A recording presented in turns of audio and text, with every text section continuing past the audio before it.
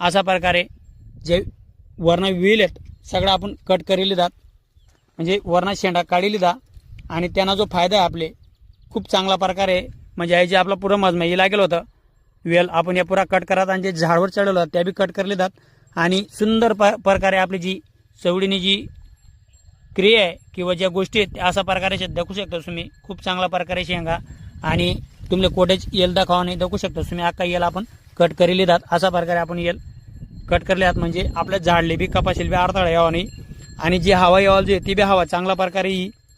आणि जे खूप काही असं गरज नसताना तो वेल कुठे पण जाई राहतात तो आपण कट करेली जा, म्हणजे याचे झाडवर चढी राहतात झाडले हाईटले किंवा बऱ्याचशा गोष्टीले प्रॉब्लेम यावा होता।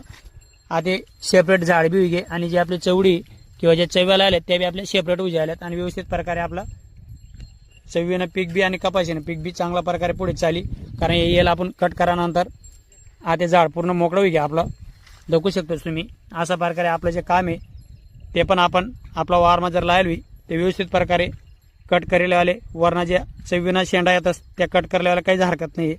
त्यामुळे आपलं चवी बी शेप राहील आणि कपाशी बी शेप राहील आणि जे मग पुढे कोडपणे चालते बैल जोडीले म्हणा किंवा कोडपणेले अडथळा यावा नाही।